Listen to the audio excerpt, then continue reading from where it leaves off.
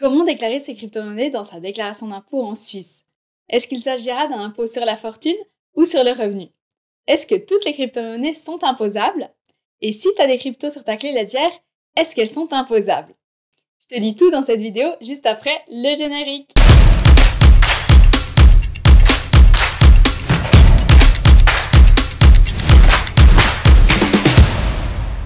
Hello à toi et bienvenue dans cette nouvelle vidéo. Si tu es nouveau ou nouvelle sur cette chaîne, moi c'est Hello et je t'aide à comprendre la finance et optimiser ta fortune. Alors surtout, n'hésite pas à t'abonner et à activer les notifications, c'est gratuit et ça risque de faire décoller ta fortune. Aujourd'hui, je vais te donner des informations qui pourraient t'aider à comprendre comment déclarer tes cryptos et quelles stratégies privilégier en investissement pour diminuer tes impôts l'année prochaine. Alors bien sûr, il ne s'agira pas de conseils en investissement et en complément de mes informations, je te recommande de regarder ton cas précis avec un organe de fiscalité. Bon, fini le blabla, on est parti. Avec l'émergence et la diffusion de moyens de paiement numériques sous forme de crypto-monnaies, comme le Bitcoin, et les émissions de jetons dans le cadre d'ICO-ITO, ça a soulevé plusieurs questions en matière de traitement fiscal, et donc la Confédération a décidé de donner quelques explications. Dans cette vidéo, je vulgarise donc des informations trouvées sur le site de la Confédération suisse. Tout d'abord, il faut savoir que la façon de déclarer tes cryptos dépendra de la nature du jeton. Donc, est-ce qu'il s'agit d'un jeton de paiement, qui représente le 90% des investissements des particuliers, par exemple Bitcoin, Ethereum, le Sol, le CRO, etc., d'investissement ou de droits de participation? Les jetons de paiement sous forme de moyens de paiement numériques sont des valeurs du patrimoine qui font partie des capitaux mobiliers au regard du droit fiscal. Ils sont donc soumis à l'impôt cantonal sur la fortune et doivent être déclarés à la valeur vénale à la fin de la période fiscale, donc la valeur au 31 décembre de la période fiscale. S'il n'y a pas de cours d'évaluation, le jeton de paiement doit être déclaré à son prix d'achat initial converti en francs suisses. Si tu as acheté des jetons de paiement sur des exchanges crypto, ils ne génèrent en principe pas de revenus ou de rendement soumis à l'impôt sur le revenu et à l'impôt anticipé.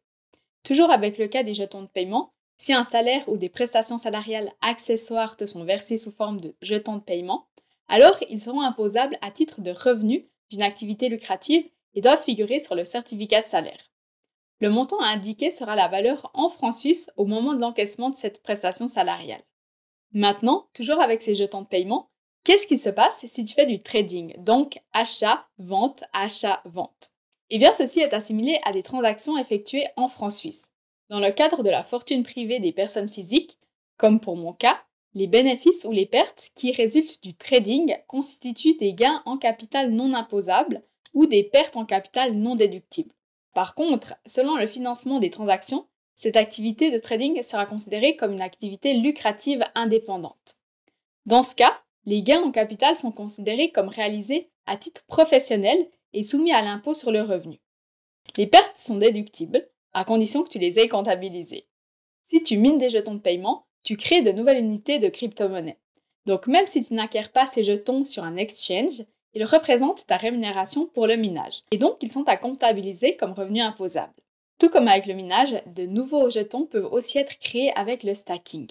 Pour rappel, avec le stacking, les jetons sont bloqués dans une blockchain pendant un certain temps et une indemnité est perçue en échange. Cette indemnité est considérée comme un revenu de la fortune mobilière et le montant à indiquer est la valeur en francs suisses au moment de l'encaissement de la prestation. De nouveau, selon les montants de ces indemnités, elles seront imposables en tant que revenus provenant d'une activité lucrative indépendante. En cas d'airdrop, tu reçois des unités supplémentaires d'une crypto-monnaie sans aucune action de ta part. Ces airdrops sont imposables à leur valeur comme un revenu de la fortune mobilière et le montant indiqué est la valeur en francs suisses au moment de l'encaissement de la prestation. Niveau déduction, les frais qui sont directement liés à la réalisation des revenus, donc les frais de compte et les frais de transaction, peuvent être déduits des revenus de la fortune. Niveau impôt anticipé et droit de timbre, les revenus liés aux crypto-monnaies ne sont pas des revenus soumis à l'impôt anticipé, comme les intérêts d'obligation, les dividendes, les distributions de fonds de placement collectif et les intérêts sur les dépôts des clients. Les jetons de paiement n'ont pas la qualité de documents imposables et ne sont par conséquent pas soumis aux droits d'émission ni aux droits de négociation. Maintenant, regardons les jetons d'investissement. En fait, les jetons d'investissement qui sont émis lors d'une ICO ou d'une ITO te donnent des droits en argent vis-à-vis de la personne ou de la boîte qui les émet. Ces droits peuvent être une somme fixe ou une participation déterminée de l'investisseur fixée à l'avance à une valeur de référence, par exemple des données relatives à la performance de l'entreprise de l'émetteur. Il y a 3 types de jetons d'investissement. En premier, les jetons de capital étranger. C'est quand la personne ou la boîte qui a émis les jetons doit te rembourser une partie ou tout ce que tu as investi et peut-être te donner des intérêts. En deuxième, les jetons d'investissement avec contrat. Ces jetons ne garantissent pas que tu seras remboursé. Ton droit en tant qu'investisseur est lié à des choses comme les bénéfices de l'entreprise, le chiffre d'affaires, etc. Et en troisième, les jetons d'investissement avec droit de participation.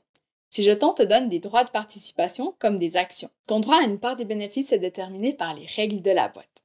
Si on prend le premier type, d'un point de vue fiscal, ces jetons sont considérés comme des titres de créance, c'est-à-dire comme des obligations. Niveau impôt sur la fortune, ça donne quoi? Si tu as des jetons de capital étranger, c'est considéré comme un capital qui entre dans le calcul de l'impôt sur la fortune au niveau cantonal. Tu dois déclarer la valeur de ces jetons au 31 décembre de l'année fiscale. Si tu n'as pas de valeur de marché disponible, tu les déclares tout simplement au prix que tu les as achetés en francs suisses. Niveau impôt sur le revenu, quand les jetons de capital étranger sont émis, ça ne change pas ton revenu immédiat. Mais si tu gagnes des intérêts dessus, genre des paiements réguliers ou une somme unique, c'est considéré comme du revenu imposable au moment où tu les touches. Si tu reçois des jetons de capital étranger comme salaire ou bonus au boulot, ça compte comme du revenu d'activité lucrative et ça doit être mentionné sur ton certificat de salaire. La valeur indiquée est celle au moment où tu les reçois en francs suisses. En termes d'achat et de vente de jetons de capital étranger, c'est vu comme des transactions avec des titres classiques. Les gains ou pertes qui en découlent dans la sphère de ta vie personnelle ne sont pas taxés ou déductibles. Mais si tu te lances dans une activité lucrative indépendante, alors là, les gains sont pro et imposables. Par rapport aux jetons de paiement, les intérêts que tu touches régulièrement ou sous forme de paiement unique sur tes jetons de capital étranger sont soumis à l'impôt anticipé. Il y aura aussi un droit de timbre. Ensuite, si on prend le deuxième type de jetons d'investissement, donc les jetons d'investissement avec contrat, voilà ce que ça donne niveau impôt sur la fortune. Avoir ces jetons, c'est comme avoir de l'argent mobile qui compte pour l'impôt cantonal sur la fortune. Tu dois déclarer la valeur à la fin de l'année fiscale.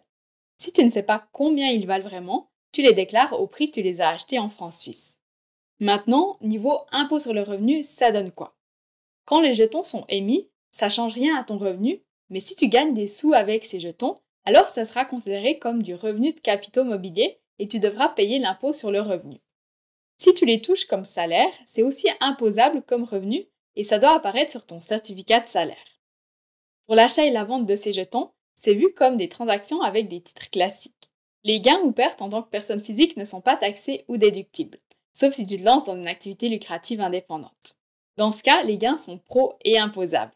À noter que pour ces jetons, tu n'as pas à t'inquiéter de l'impôt anticipé. Les paiements que tu reçois ne sont pas considérés comme des revenus imposables. Et a priori, il n'y a pas de droit de timbre sur ces jetons. Enfin, troisième type de jetons d'investissement, les jetons d'investissement avec droit de participation.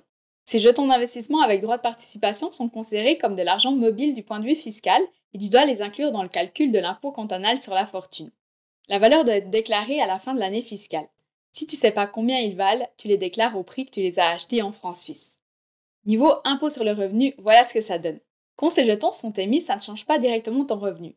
Mais si tu gagnes des sous avec eux, comme des dividendes, c'est considéré comme un revenu de capitaux mobiliers et tu dois payer l'impôt sur le revenu. Si tu reçois ces jetons comme salaire, c'est vu comme une participation de collaborateur et ça doit apparaître sur ton certificat de salaire. La valeur à indiquer est celle au moment où tu les reçois en francs suisses. En ce qui concerne l'achat et la vente de ces jetons, c'est vu comme des transactions avec des titres classiques.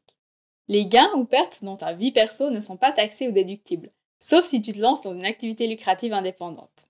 Là, les gains sont pro et imposables. À noter que les gains des jetons d'investissement avec droit de participation sont soumis à l'impôt anticipé. Les paiements correspondants, comme les dividendes, sont aussi soumis à cet impôt. Avec ces jetons aussi, il y aura des droits de timbre. Dernière catégorie de jetons à aborder, les jetons d'utilité. Au contraire des jetons d'investissement, les jetons d'utilité, aussi appelés utility token, émis dans le cadre d'une ICO ou d'une ITO, n'incorporent pas de droits appréciables en argent sous forme d'une indemnité fixe ou d'une participation déterminée aux résultats d'entreprises émettrices. Les jetons d'utilité donnent à l'investisseur le droit d'utiliser des services numériques disponibles dans la plupart des cas sur une plateforme décentralisée. Niveau impôt sur la fortune, ces jetons d'utilité sont considérés comme de l'argent du point de vue fiscal. Tu dois donc les inclure dans ta fortune sur ta déclaration d'impôt. La valeur doit être déclarée à la fin de l'année fiscale. Si tu ne sais pas combien ils valent, tu les déclares au prix que tu les as achetés en francs suisses à nouveau. Niveau impôt sur le revenu, comme tu n'as pas de paiement de la part de la personne ou de la boîte qui les a émis, ça n'affecte pas l'imposition de ton revenu. Tu n'as pas droit à un remboursement fiscal pour le montant que tu as investi, car en cas de fermeture de la plateforme, la personne ou la boîte n'a pas l'obligation de te rembourser. Les pertes correspondantes ne sont donc pas déductibles. Si tu reçois ces jetons comme salaire, c'est vu comme une participation de collaborateur et ça doit apparaître sur ton certificat de salaire. La valeur à indiquer est celle au moment où tu les reçois en francs suisses. L'utilisation des services numériques avec ces jetons n'est pas considérée comme un revenu imposable pour l'impôt anticipé. Enfin, ces jetons ne sont pas soumis à des frais de timbre, donc pas de souci de ce côté-là. Comme dit en intro, pas toutes les crypto-monnaies sont imposées.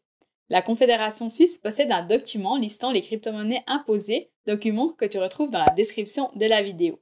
Mais sache une chose, que tu possèdes des cryptos dans une banque, sur un exchange centralisé, sur un exchange décentralisé, sur un meta-exchange ou sur une clé Ledger, cela ne change rien au fait que tu devras les déclarer. Ne fais surtout pas d'évasion fiscale. Maintenant, comme tu le sais, le taux d'imposition sur le revenu est bien plus élevé que le taux d'imposition sur la fortune. Il vaut donc mieux faire en sorte que tes plus-values en crypto soient imposées au niveau de la fortune pour diminuer tes impôts. Et pour ceci, tu as plusieurs stratégies. La première stratégie, c'est tout simplement de rester en crypto. Alors oui, ça peut sembler complètement bête, mais il faut savoir que tu vas être imposable dès le moment où tu vas échanger de la crypto, que ce soit du Bitcoin, du Sol, de l'ETH, contre des monnaies fiat comme le franc suisse. Donc si tu veux des liquidités pour acheter une autre crypto, évite de passer par la case franc suisse et privilégie la conversion ETH Sol si par exemple tu voulais vendre de l'ETH pour acheter la crypto de Solana au lieu de faire ETH franc suisse Solana. De même, si tu sens qu'une crypto va redescendre et que tu veux garantir ta plus-value, change ta crypto en USDC ou toute autre crypto-monnaie indexée à une monnaie fiat qu'on appelle stablecoin. Ce qu'il faut savoir, c'est que les stablecoins sont aujourd'hui considérés comme une crypto-monnaie en termes d'imposition et donc non assujettis à l'imposition car tu ne passes pas par la case franc suisse ou toute autre monnaie fiat comme l'euro ou le dollar. Personnellement, j'ai toujours réinvesti mes plus-values et mes bénéfices pour acheter de la crypto et donc faire augmenter ma fortune. Si la crypto est ton activité principale, une autre stratégie pour payer moins d'impôts est de déménager dans d'autres cantons avec taux d'imposition faible sur les cryptos, comme Zug en Suisse, ou alors carrément déménager à l'étranger, comme par exemple au Portugal ou à Dubaï, là où l'imposition est de 0 sur les cryptos. Une autre astuce pour réduire ses impôts si tu es parent est de faire une donation à ton ou tes enfants. Mais attention à ne pas donner plus que le montant exonéré d'impôts par enfant. Par exemple, dans le canton de Fribourg, tu peux faire une donation de 5 000 francs par enfant, 5 000 francs étant le montant maximum exonéré d'impôts, ce qui diminuera ta fortune et permettra à chaque enfant de ne pas être imposé sur cette donation. Dans les explications précédentes, j'avais bien discerné l'imposition entre investissement à titre privé ou investissement comme activité lucrative. Les investisseurs et traders privés peuvent aussi être classés par les autorités fiscales comme négociants en titre à titre professionnel selon les circonstances. Les gains de vente sont alors additionnés aux revenus imposables. Une autre question importante à se poser est donc, en tant qu'investisseur, es-tu évalué comme trader à titre professionnel ou privé? Pour le savoir, l'administration fiscale nous donne une réponse sous forme de 5 critères. Tous les critères que je vais t'expliquer doivent être remplis pour être absolument sûr que tu ne payes pas d'impôt sur les gains en capital. Premier critère, tu as détenu tes titres vendus pendant 6 mois au minimum avant la vente. Deuxième critère, ton volume de transaction, qui équivaut au total de la somme des prix d'achat et de vente de tous tes titres, s'élève au cours d'une année civile au maximum au quintuple du montant des titres et des avoirs en début de la période fiscale. Troisième critère, tes gains en capital issus du trading de tes cryptos ne sont pas nécessaires pour remplacer des revenus manquants pour subvenir à tes besoins. Et donc, la règle d'or, c'est que tes gains en capital par période fiscale devraient représenter moins de 50% de ton revenu brut. Quatrième critère, tes achats en crypto, bon, ça vaut aussi pour les autres titres, ne sont pas financés par des fonds de tiers. En gros, les revenus imposables, comme les intérêts et les dividendes, sont plus importants que les intérêts passifs correspondants.